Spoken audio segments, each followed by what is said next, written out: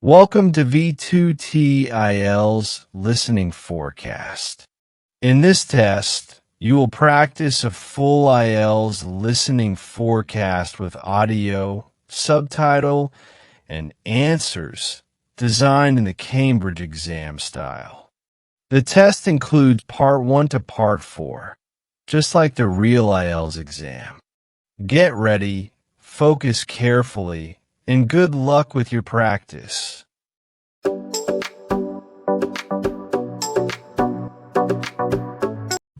Section 1. You will hear a woman telephoning a car rental company to ask about car renting services. First, you have some time to look at questions 1 to 5.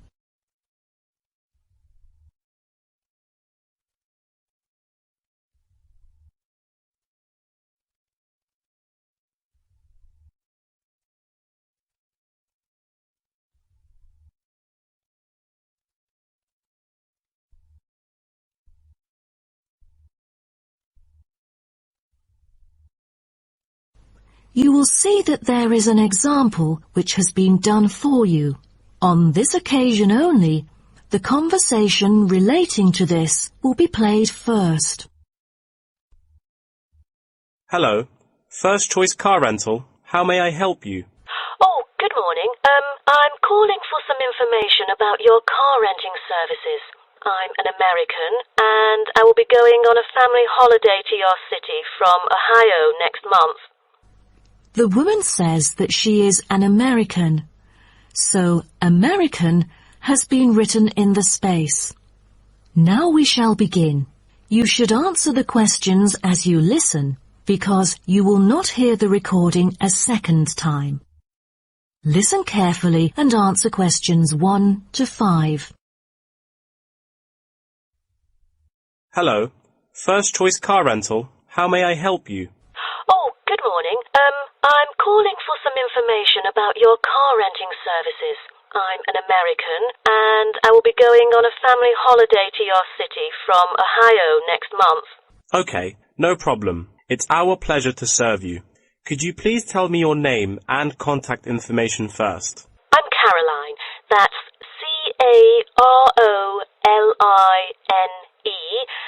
And my telephone number is 0419-6570-156. Okay, I've got that. And how can I send you our quotation? If you are satisfied with our arrangement, is email alright, or should I send it by post? The latter, please. I'm afraid I'd prefer to read it on paper. That's no problem. I'm considering renting a caravan for a week, but I don't really know the price range for it, since I haven't rented any car through that method before. I think it should be within my budget of $50. You know, we have various caravans at different renting prices, according to the class of vehicle, facilities inside, mileage, etc. I'd recommend the Explorer, taking your budget into consideration, which is of good value and will cost you $39 per day. Is that okay? Of course, that's fine for me. I know the Explorer. That could save me $11 each day. You know, a family holiday will be costly. That van is perfect. I'm glad that you like it. So, do you have any particular requirements about your room in the van? How many beds are there? 1 twin bed. But there are 3 of us. My mum, daughter, and me. So, can we add another bed? No problem. For the facilities, I think a kitchen is the most important. And, of course, the stove. Before you hear the rest of the conversation, you have some time to look at questions 6 to 10.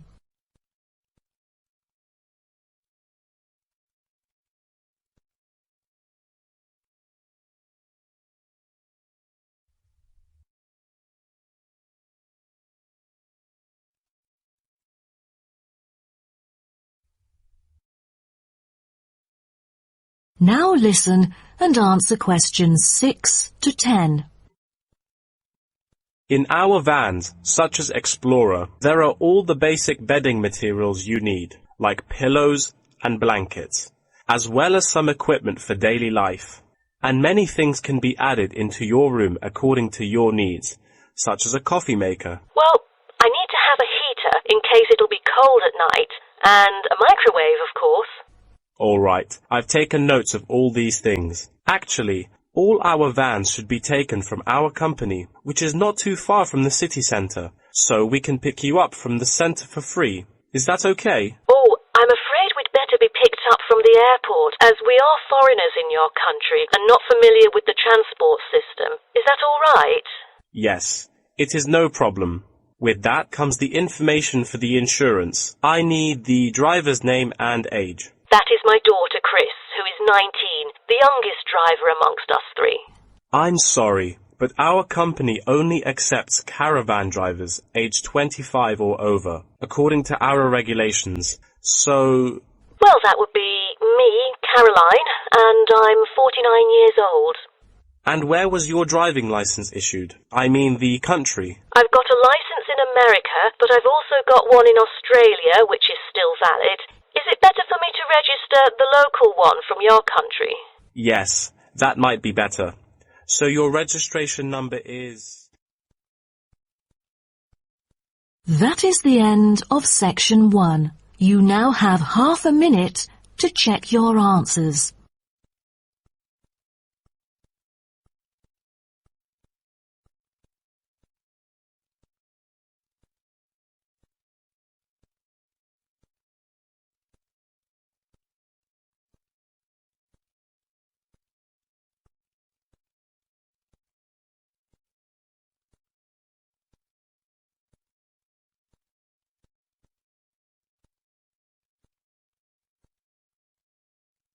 Now turn to section 2.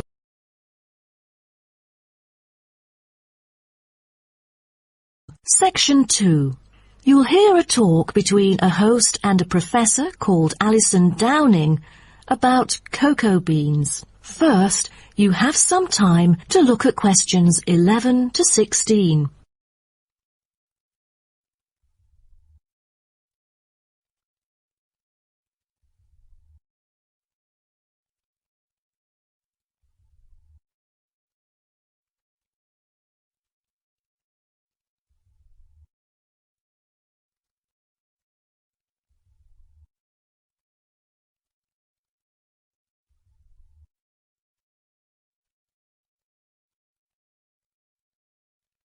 Now listen carefully and answer questions 11 to 16. Hello and welcome to today's talk. Here with me is the famous botanist, Professor Alison Downing. So, Alison, tell us something about cocoa beans. Cocoa beans, also called cacao beans, are the primary constituent in making chocolate, grown in tropical areas in South and Central America, West Africa and Asia. The cocoa tree is often raised on small family-owned farms. When the harvested pods are opened to expose the beans, the pulp and cocoa seeds are removed and the rind is discarded. The pulp and seeds are then piled in heaps, placed in bins or laid out on grates for several days. During this time, the seeds and pulp undergo a process called sweating, where the thick pulp liquefies as it ferments. The fermented pulp trickles away, leaving cocoa seeds behind to be collected. This is when the beans are harvested, and then the bags holding them are ready to be transported. But the most important step in processing the cocoa bean is cleaning it. Once the beans are unloaded from the railroad cars, the packages are opened and then weighed by machines. Then the pods are split and the seeds or beans are covered with a sweet white pulp or mucilage.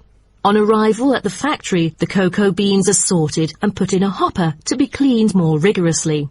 The wet beans are then transported to a facility so they can be fermented and dried. They are fermented for 4 to 7 days and must be mixed every 2 days. They are dried for 5 to 14 days, depending on the climate conditions. The fermented beans are dried by spreading them out over a large surface and constantly raking them. Then the beans are ready to be roasted. Now, roasting takes place at a high temperature, and then the beans are boiled in a heated chamber. During the roasting process, the beans will be expanded and cracked. But prior to this, the beans are trodden and shuffled about using bare human feet. During this process, red clay mixed with water is sprinkled over the beans to obtain a finer colour, polish and protection against moulds during shipment to factories in the United States, the Netherlands, the United Kingdom and other countries. Now, back to what I was saying. After the beans are cracked, they need to be cooled. Then the roasted beans are sealed in pockets. Before you hear the rest of the talk, you have some time to look at questions 17 to 20.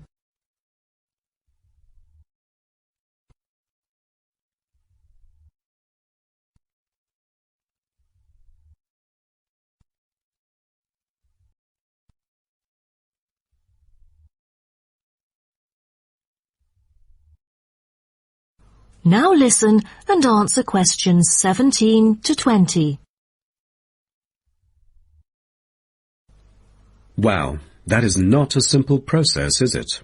But someone told me that different roasting levels of coffee can lead to different kinds of flavours. Yes, roasting coffee transforms the chemical and physical properties of green coffee beans into roasted coffee products. The roasting process is what produces the characteristic flavour of coffee by causing the green coffee beans to change in taste. Unroasted beans contain similar, if not higher levels of acids, protein, sugars and caffeine as those that have been roasted, but lack the taste of roasted coffee beans due to the Maillard and other chemical reactions that occur during roasting. The vast majority of coffee is roasted commercially on a large scale, but small-scale commercial roasting has grown significantly with the trend toward single-origin coffees served at specialty shops. Some coffee drinkers even roast coffee at home as a hobby in order to both experiment with the flavour profile of the beans and ensure the freshest possible roast. So here, I'm going to introduce some of these roasted coffee beans and their special flavours. Now, the first crack is lighter bodied and has a higher acidity level with no obvious roast flavour and is popular for its special mild taste. This level of roast is ideal for tasting the full original character of the coffee.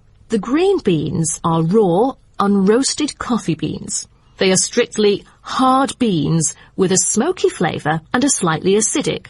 We've also got French roast, and the flavour that comes across in French roast coffee usually has more to do with the roasting process than the actual quality of the beans. By the time the beans are dark enough to qualify as French, most of their original flavour has dissipated. In its place come the flavours of caramelizing sugar, bittersweet coffee, and often a bit of chocolate. And finally, espresso smoky. That is, coffee brewed by forcing a small amount of nearly boiling water under pressure through finely ground coffee beans. Espresso is generally thicker than coffee brewed through other methods, has a higher concentration of suspended and dissolved solids, and has creamer on top. As a result of the pressurized brewing process, the flavours and chemicals in a typical cup of espresso are very concentrated. Espresso is also the base for other drinks, such as cafe latte, cappuccino, cafe macchiato, cafe mocha, flat white, or cafe americano. That is the end of section 2. You now have half a minute to check your answers.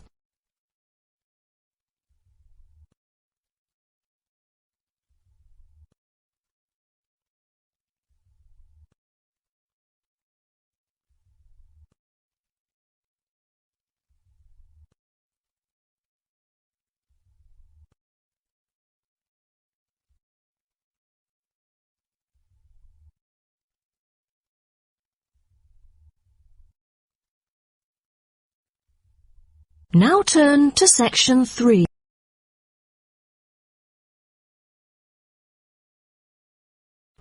Section 3. You will hear two students talking about the moa with the lecturer. First, you have some time to look at questions 21 to 26.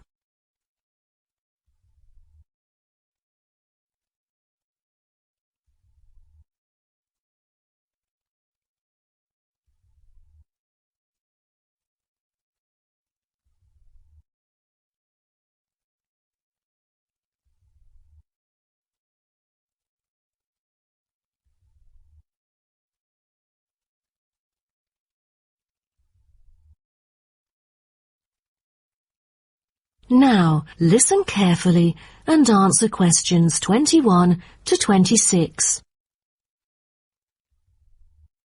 Thank you all for coming here today to hear about the moa, a kind of animal which has been extinct for a long time.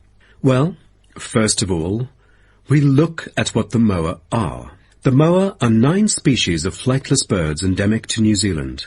They were the dominant herbivores in New Zealand's forest, shrubland and subalpine ecosystems for thousands of years. But around 500 years ago, they all went extinct. When I mention extinct animals during ancient times, you may immediately think of dinosaurs, which disappeared around 66 million years ago. Fossils of dinosaurs, which we use to study, are large in number, but not many of those of moa remain, though both animals appeal to people today. So, the moas sound more mysterious now. But sir, I've got a question about these flightless birds. How can we distinguish them from other birds? That's a good question.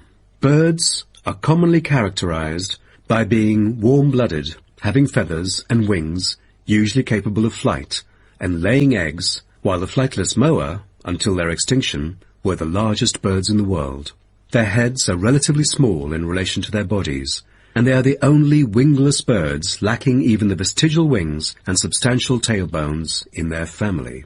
That's impressive, but were they born to be like that? I mean, when they were chicks. Yes, absolutely. So let's move on to the chicks. The eggs of moa were laid in nests and incubated for about 2 months. The chicks would be well developed upon hatching, and probably would be able to leave the nests to feed on their own almost immediately. I've heard that the male moa are thought to have incubated the eggs. Is that true? I think there is a possibility for that. I've read somewhere that the sex-specific DNA recovered from the outer surfaces of eggshells suggested that these eggs were likely to have been hatched by the male, but we still need to consult more. But I have a question.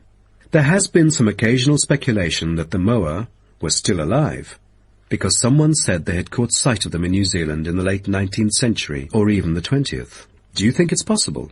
I'm not amazed by that, since that kind of thing has been claimed several times. But I find it funny, because no reliable evidence of moa tracks has ever been found, and experts still contend that moa survival is extremely unlikely. So what was the reason for the moa's extinction? I wonder if it was global warming or some other factors related to their living environment. Well, before the arrival of human settlers in New Zealand, the moa's only predator was the massive Haas eagle. Then the Maori arrived sometime before CE 1300, and all moa genera were soon driven to extinction by hunting. What a horrible thing. Before you hear the rest of the talk, you have some time to look at questions 27 to 30.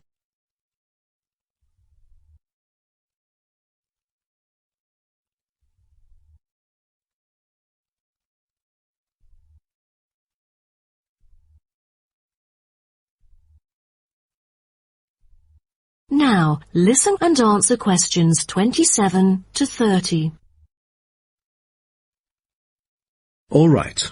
Now let's look at the features of some species of moa. The South Island giant moa may have been the tallest birds ever known, and the second tallest of the 9 moa species is the North Island giant moa, with the females being markedly larger than males, both in weight and height. And I've heard that the smallest of the moa birds are the coastal moa. Is that right? Yes, you were right. And have you heard about any other kind of moa before? I know the crested moa. The eggs they laid may be larger than others. As they mainly lived in the remote interior of the southern island, their fossils are rare or absent in archaeological sites, and no egg remains have yet been identified. Are there any species of moa that have got more fossils? Yes, of course. A considerable amount of remains of the stout-legged moa exist, due to the well-preserved properties of their habitat. Their skulls reveal relatively bad vision, a good sense of smell, and a very short bill. Then there is the eastern moa. They were remarkable in having very long and narrow windpipes, which probably enabled them to make louder, more resonant calls than those of other moa, and had the greatest vocal abilities, so they could communicate when they could not see each other in the forest or at night. They used a range of senses, apart from sound, in their search for food, such as their sense of smell and vision. That is the end of section 3. You now have half a minute to check your answers.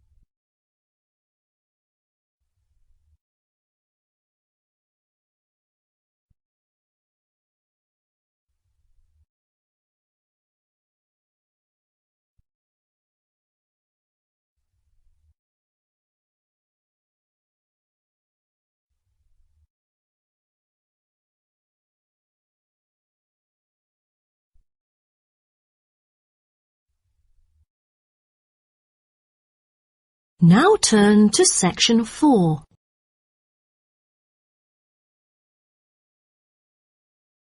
Section 4. You will hear part of a lecture about time measurement. First, you have some time to look at questions 31 to 40.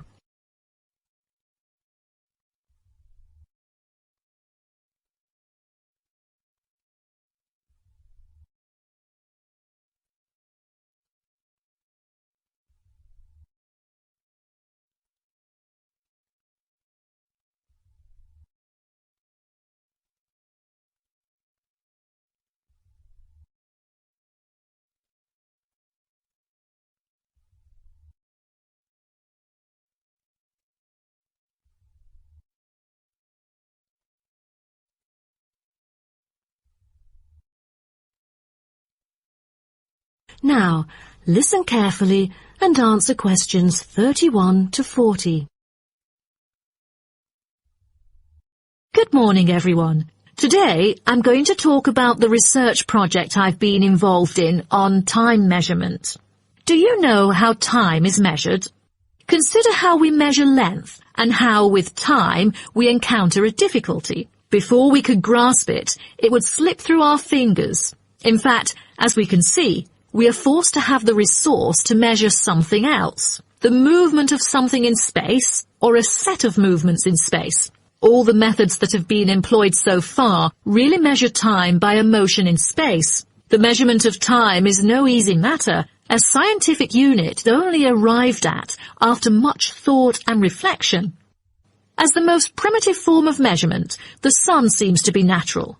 Ever since man first noticed the regular movements of the sun and stars, we have wondered about the passage of time. Prehistoric people first recorded time according to the sun's position. To start off, let us take noon, which is when the sun is on the meridian at the highest point of its course across the heavens, and when it casts the shortest shadow. But this measurement, which was regarded as a major one in ancient times, was less important than the natural events that occurred.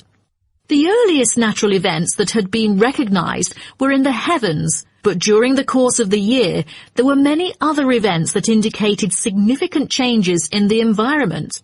Seasonal winds and rains, the flooding of rivers, the flowering of trees and plants, and the breeding cycles or migration of animals all led to natural divisions of the year, and the further observation and local customs led to the recognition of the seasons. Years later, precise measurements were invented because the passage of time was extremely important for astronomers and priests who were responsible for determining the exact hour for daily rituals and for important religious festivals. Apart from the connection with religion, accurate time measurement was also related to the government, since they divided the day or the night into different periods in order to regulate work and various events. For thousands of years, devices had been used to measure and keep track of time. The current sexagesimal system of time measurement dates back to approximately 2000 BCE from the Sumerians. It was found that the earliest ancient timekeepers were mainly invented and used in Mesopotamia, where the water clock was introduced from, as well as in North Africa, especially in the area of ancient Egypt. So, now I'd like to introduce you to some of the most well-known ancient timekeepers, as well as the disadvantages of them, for which they were replaced by various new forms of clocks that were used afterwards.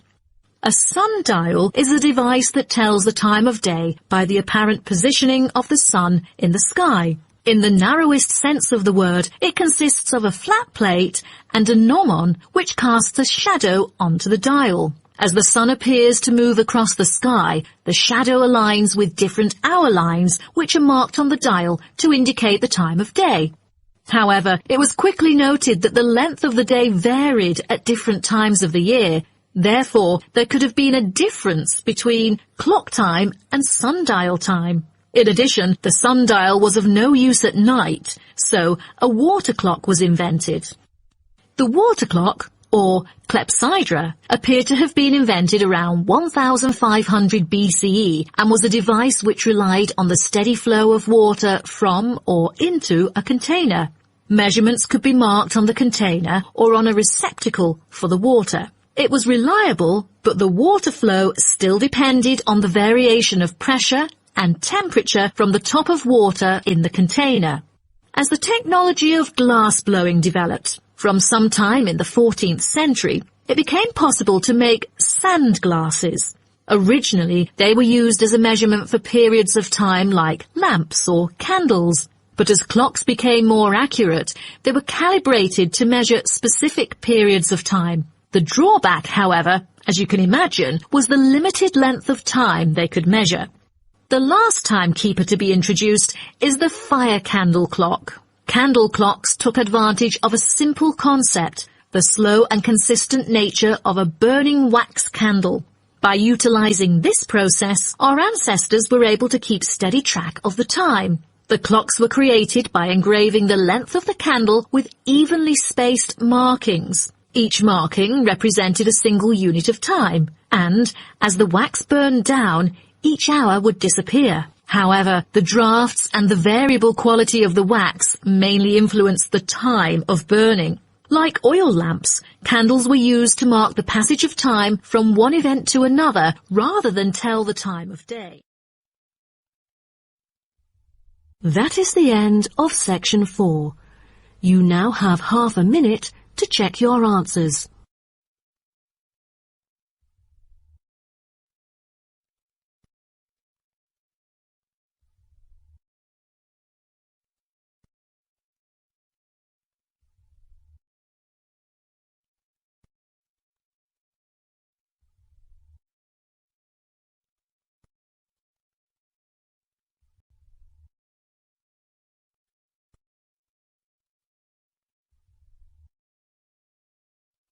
That is the end of the listening test.